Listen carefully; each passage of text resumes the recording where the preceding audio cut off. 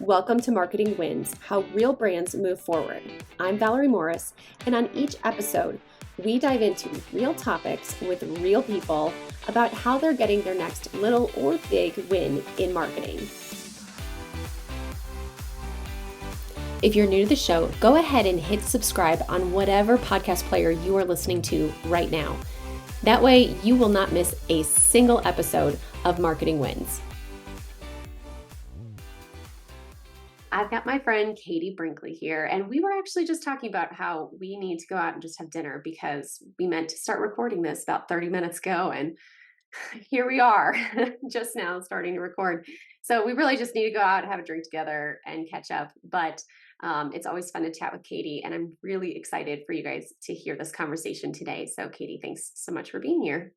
Thanks so much for having me, and thanks for remembering to actually hit record so that everyone else could hear about, social media, book launching, all the things that Yeah. we're starting to talk about. I know. Yeah, we were just starting to talk about your book, which we'll circle back to here in a second. But why don't you give people a little bit of background about who you are, what you do, how you serve people? Yeah, so I am Katie Brinkley, and I have a social media agency, and we offer social media and podcast strategy for CEOs that are ready to become thought leaders. And I've been doing it for about 7 years now here in Denver as a business owner. But man, I started 20 years ago by helping bands with their MySpace pages, and That's getting so off of fun. MySpace and onto the radio. Radio is my passion. That's what I went to school for.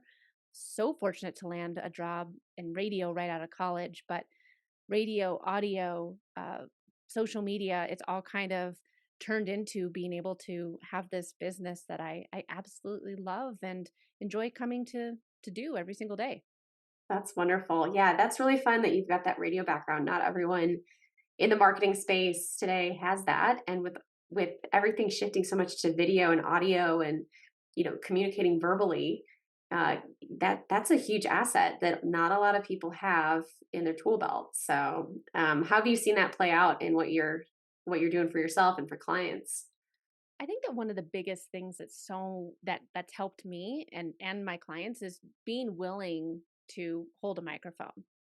It can feel really intimidating to want to share your story, which kind of is what we were starting our conversation about earlier today, but sharing your story, sharing your thoughts, because it can feel very vulnerable. But that's what's going to help build, trust. And in a digital world, especially, Valerie, you and I both live here in Colorado, but we only see each other, at events outside of Colorado. Yeah. But I feel like I'm up to date on all things Valerie because I follow you on social media. Right. You have the podcast, you've been on my podcast. And when you have that digital community and you're sharing your voice, you're showing up on video, the know, like, and trust factor, the ability to build a community online is extremely powerful. Yeah. Yeah. It is interesting. You feel like you know people just because of the digital connection. Yeah. So, you recently wrote a book called The Social Shift.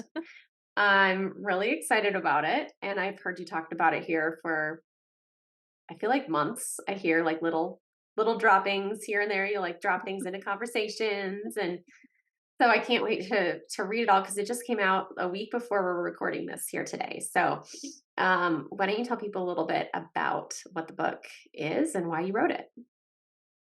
Yeah, this was, Valerie, this is, I said, this was a great book to get started with because now I'm like, all right, next time I write a book, just going to work with with you, Valerie, because it took about 18 months for me to get this published from writing it to getting it published. And I had some hiccups in the publishing process, and then my website went down the day, the day before my book Oh was my supposed to be sold gosh. on it. I mean, like, all the things that could happen happened with it. But when you write a book, it almost feels like birthing a child. Like, it Yeah. being able to hold it and be like, "Holy cow, I actually did this."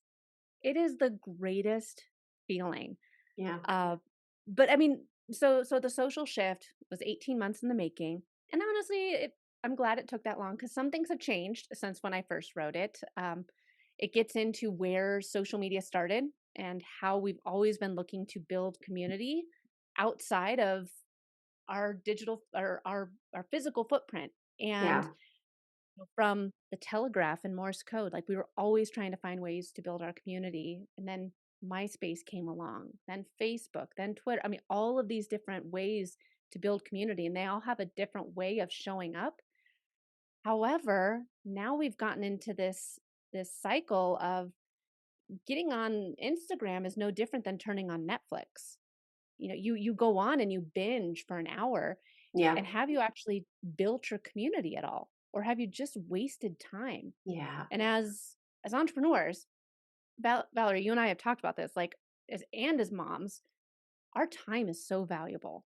Yeah. And if you wasted, no offense, Mark, but I mean, if you wasted it giving an hour and a half to Mark Zuckerberg, what could you have done with that time back to either Yep. grow your business or to be with your family or to be with your friend, whatever, to learn Yeah. how to cook a new meal? And that's why I think, and I know it sounds probably crazy because I have a social media agency. I think social media is incredibly important, but so is our time. And Yeah. so, how can you go in strategically on social media so that you can understand the importance of community, build that community online, grow your business, and get out so you so you can actually be in with people in the physical world. And that's the social shift. And I think that whether we realize it or not, all the billionaires in tech believe in the metaverse and Web3 and Discord and all of those decentralized internet spaces. It's coming. And if you can start to shift the way that you show up on social media now, you and your business will be ready to go in intentionally with the next iteration of the internet. Yeah. Yeah. I love that you are kind of promoting that because, like, the balance side of it is something I've always struggled with. And it feels like a really real tension day in and day out because, I run a social media agency as well. And a huge piece of my success is businesses and people, investing their time and energy into having a good social media presence. And at the same time, I think people like us that are in it so much can see how easy it is to fall into some of those pitfalls that maybe others just fall into. They don't really think consciously about like what's going on. Mhm. um and also I think maybe folks like us maybe get burned out a little bit more from it because we are in it all day long. And so for me personally, there's a lot where I'm like, nope, I want to be off. Yeah. Like the desire to be a TikTok influencer for the sake of being an influencer has no appeal for me. Oh, sounds horrible. It's like I want to be off. I don't want to be glued to my phone all the time. I struggle, like, I find myself in face to face situations. I struggle with doing stories myself, partly because I'm like, I want to be here in the moment with my friend or my kid or my family or whoever it is I'm with. It's so hard for me to just whip out my phone because it feels like I'm being rude or not fully present in the moment I'm in to let me go post this story right now. And so I struggle with that. And so I really resonate with a lot of what you're saying there because I do think it's important as, if you look just how much things have changed Oh, yeah. in 15, 20 years. I mean, golly, like I'm thinking back 20 years ago, I just was getting my own first cell phone that was just mine, not the one that I would take when I would go drive somewhere that the family shared, Mhm. you know? And even Well, then I'm it a little was older like than you. I had a pager. So, I mean, like, more I connected in my than me. yeah. Ugh. But I remember, like, my daughters were like, "Mom, when can I get a phone?" And I'm like, You can get one and I got one." They're like, "Okay, when did you get your phone?" I was like, "In high school." Yeah. Yeah, it's so different how I mean, I'm thinking about like Facebook memories. Do you look at those Oh, on a yeah. regular That's my favorite basis? part of Facebook right now. Yeah. So I look back at them and it'll scroll back to some of my earliest Facebook memories, and I have friends that they would post stuff on my wall as if it was a private message. Do you ever have any of those? Oh, yeah. Like, Yeah, I that's look at them.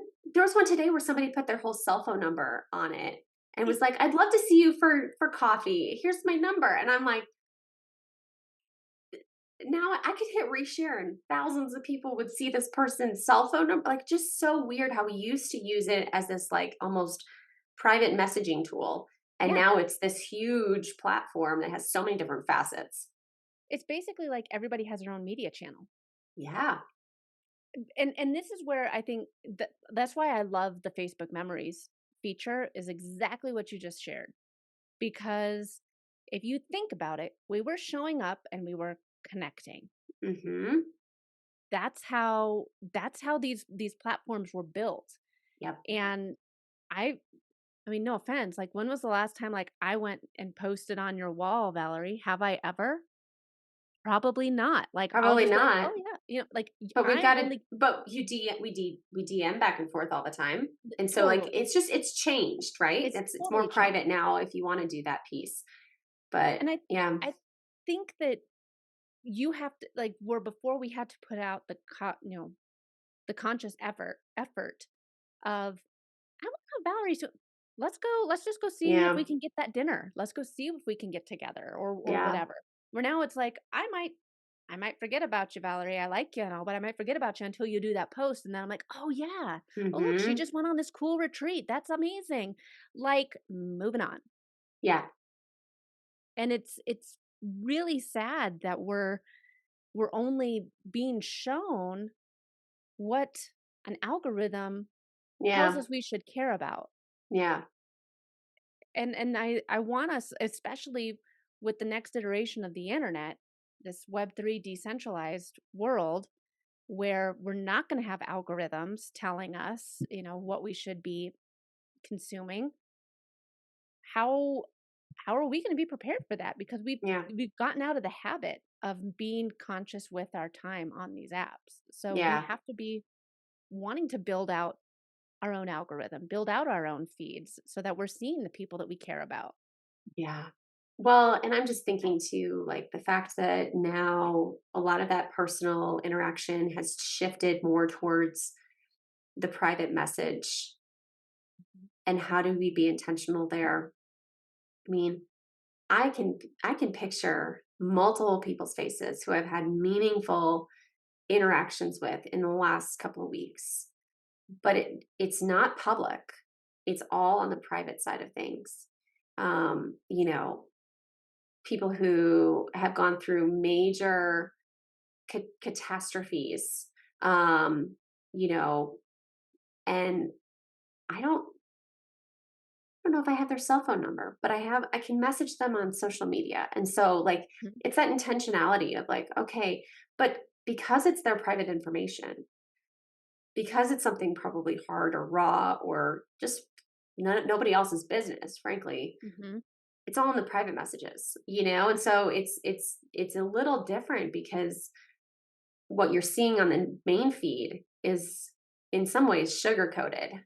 Oh, You yeah. know what I mean? Like for good or for bad, it's sugar coated of Mhm. like, you're going to see the highlight reel of my life. Mhm. You may not hear about the rough week I had last week, or whatever. You may not hear all the grime and the dirt that, and rightly so in some instances, but I think that also shifts kind of how we approach social media because when you do that mindless surfing that Mark Zuckerberg wants us to do, Yeah. you start to change how you think about your own life too.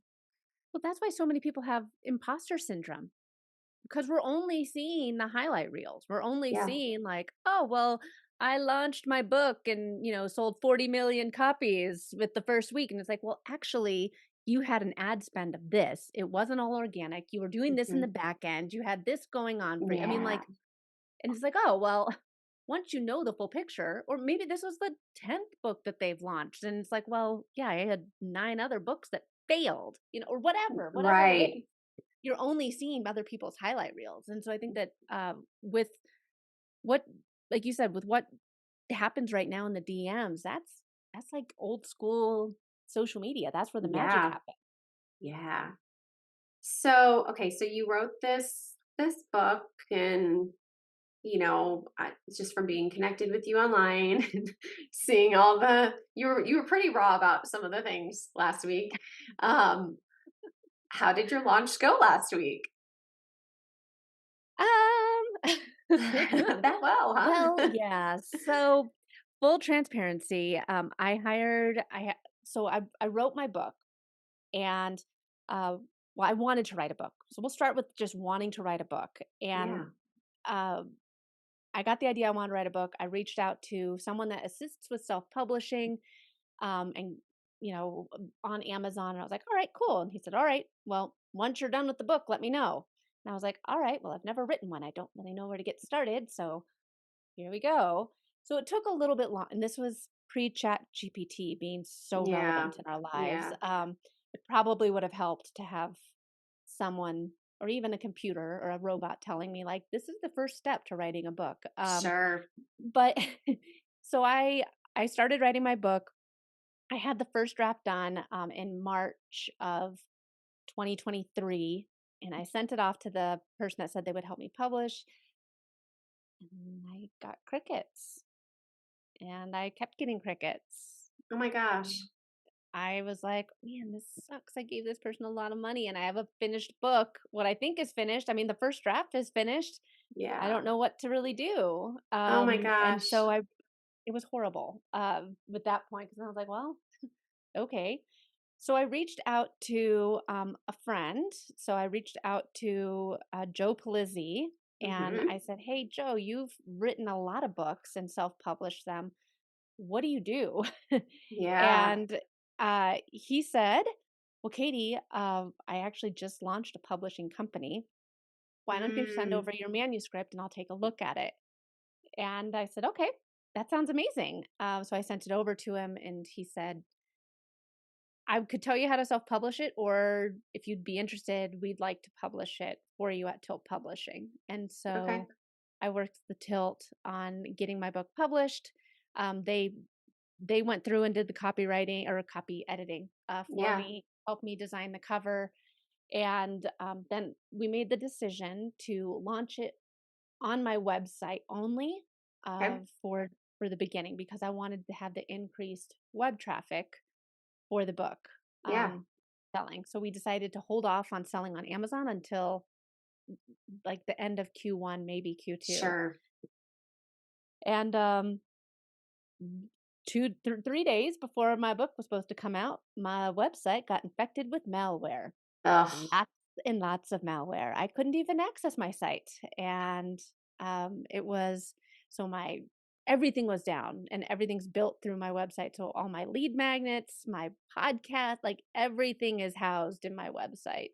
And so I Man. spent the next 3 days at my dad's house, and he lives in the middle of nowhere, trying to use very poor internet to get my website up, so I could launch my book on it and it was still kind of acting funky when the book launch day came and I had all these I was like, well, I kind of told people it's going to be launched on this date and everyone's asking and sorry guys, like I don't feel comfortable sending you guys to an infected Oh site so that I can infect your computers because my you want to gosh. support me. But then the next day it was up. There's still some funky things happening and so I'm going in every day still, but some weird uh, it's WordPress, Yeah. open source, which I learned the hard way. But I think that it's available for sale now at katiebrinkley.com/book. And I learned a lot of things the hard way. It was a great lesson.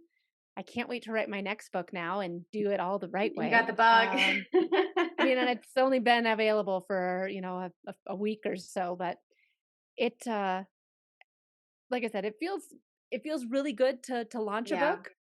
I just wish that I would have been able to be more excited and more present in the actual Yeah. launch instead of making sure that my website was working and not going to infect a whole bunch of computers. So from the time that you finished your manuscript hmm to when you actually went live, that was what, about 9 months? No. From March to Oh, yeah, yeah, yeah. Yes. So by the time I finished the manuscript, so I started about, oh, maybe like November of yeah, 2022. 22. Yeah, Yeah. writing it. And like I said, it I didn't really know where to begin. So I think that Yeah. now that I kind of have done it, I understand a little bit more of the process, but I wish that I would have had someone kind of guiding me or holding my hand Yeah. through the process, Yeah. the whole book process. Well, I think it's important to note how much time. Now, granted, you had that one hiccup, so maybe it Mhm. didn't need to be a full 9 months, but the fact that like there was this long period of time to prep for your launch date. Like it wasn't like you were done with your manuscript and next week it's live, available for sale. So, like just a lot of people rush that part of the process and I'm so they thankful that it took that as long as it did, because I mean, yeah. now Twitter is called X, and I was able to change that in the books, Right, you right, know? for sure. Yeah, the fact that you were able to, make those adjustments and also just like you had even though the malware kind of screwed up some of your plans, like the fact that you had this strategic plan in place of like this is what I'm going to do and this is why I'm going to do it. Mhm. And you had everything as ready as possible to go. Obviously, it's also a nice lesson of like things happen in marketing at the last minute. And sometimes, as much as you plan ahead, you have to deal with, you know, 3 days Yep. worth of managing malware from the middle of nowhere. So, we've all been there when it comes to launching something, whether it's a book or a product or a new service or whatever. So, Well, it congratulations, first off, well, thank you. for writing a Thank you. book and Yeah. getting it live and surviving. You Yeah. survived the malware attack. I did survive it. And I think that too, it's really helpful to have like a partner in it, Mhm. that's done it before. Like I think that Yeah. I was a little misled with the first person that I signed up to work with what Yeah. they were going to offer and help me with. Um, and I know now like what to be on the lookout for and what to, keep in Yeah. mind. So I definitely feel like it's one of those things where find the find your Valerie, Valerie, I wish that I would have known you were doing all like you a year ago, you weren't doing any of this, So I think No, a that year ago I was trying yeah, not to die yeah. in a And stressful pregnancy. having babies and yeah. Yeah. And Yeah, but no, it's it's but true. it's Yeah. good to have someone that's done it before so that they can kind of even if it's stressful, like Yeah. have someone that you can, hey, this is where what I'm thinking. This is what, Yeah. go ahead now that you've got this done. Now's a good time Here's to the next maybe start step. reaching out to your promo team and like, well, this is what a promo team is, and Yep. kind of help and navigate it. Even if you write another book, I think it would, or I write another book. Like if it's the second time you've written a book, or third or fourth, you're always going to get new ideas for new strategies that Uh-huh. can be Yep. implemented. But it took a while to write the book. I'm happy with it. Things have changed, during the writing process. So I'm glad it ended up taking as long as it did. And I think that, it's like you said, anything with marketing, there's bound to be some hiccups. And so, I just kind of took it as, all right, well, let's see what happens next. Yep. Well, and before we hit record, we were talking about, you know, great storytellers we know. And I feel like this is one instance where you have a story to tell now.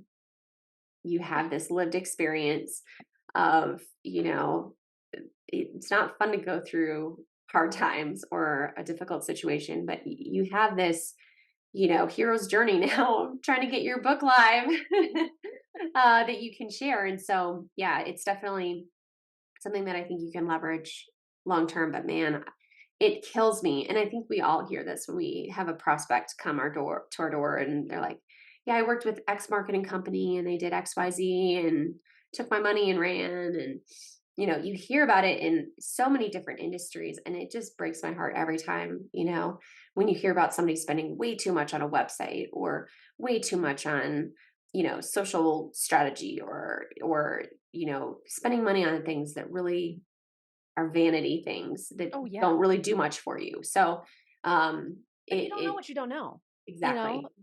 And it's where it's so important to find I mean, like, I thought that I knew the person that I gave my Yeah. money to, but you do your due diligence, research Yeah. them, Google them, and, make sure that they're all that they're cracked up to be, because a lot like you said, a lot of people will sell you vanity metrics, and you have Yeah. to understand what metrics are important to pay attention to, and, really, because like, I hate it when people come. I mean, you get it, I'm sure too. Like when people come to you and say, like, "Oh, well, I want to hit X amount of followers in the first, 3 months of working together." It's like, well, I could buy you 2,000 followers for $10. Like followers don't. The right Yeah. followers mean way more than the number. Right. Yeah. Yeah, there's always that education process of trying to get people to understand like what's going to be helpful for your business in the long run, or again, which is what's going to be a vanity metric. And I get it that perception is a big deal. You want to look the part if you're a certain type of business or a certain type of brand, but at the same time, you don't want to set yourself up for long-term failure by fake followers or, huge email lists that's really nothing. Yeah. So, yeah, it's amazing. And especially with books, like it's hard because some people will only write one book in their life. And so, you don't know what you don't know all the time, especially when it comes to this because it's such a niche thing that you're doing that Hmm. to know what all the ins and outs of publishing a book, like it's pretty specific. Yeah. Now, you've alluded to wanting to write another one, and I have a running list of like 3 or 4 other book ideas that I've got, so it's just a matter of time before we go after another one, so at least, like, you can take this process and, learn from it, but Yeah. yeah, it is so hard when you're trying to figure out what you don't know, so, yeah. Yeah, and it's find the fight podcast, find somebody else, follow them on social media, make sure that you're, doing your diligence with all of it. But I definitely feel that writing a book is probably one of the hardest things I've done. And I know that there's Chat GPT now, and it's amazing, but I've recently heard I saw an eye roll there, so if you're listening to this audio-wise, there was yeah, an eye roll there with the amazing. It's amazing, but it's amazing, but don't use it to replace you. yeah, Somebody just wrote a book in 6 hours, and that's the title of the book, How to Write Your Book with ChatGPT in 6 mhm, hours or less. And it's like, yeah, that's great, but at the same time, if I would have written if my robot would have written my book, I probably wouldn't feel so excited about it coming out. yeah, I wouldn't have been able to update so many of the things that I updated in it. I mean, I've read this book so many times yeah. now. I'm sure that there's gonna be a typo There's in there always a somewhere typo that somewhere, yeah, somebody, like I missed, the copywriter missed, everyone missed. But I mean, like, there's something magical about that because we are human. And yeah, in this world of computers, Chat GPT can write your social media captions. Chat GPT can do your yeah, responding, and like you can have auto responders go in for you in ManyChat. And soon it's going to be computers talking to computers. And mm, that's where what we're doing right now, Valerie, is and like writing a book, it's so human. It's yeah, so connecting. People can hear me stutter, us talk over each other, yep, and there's something that a robot can't emulate with that. And yeah, you and I talking, it's going to help us connect with people in a much more intimate way than if you and I were to go ahead and do like 38 social media posts about how much, it sucks having your website get infected with malware when your book comes out, you right, know?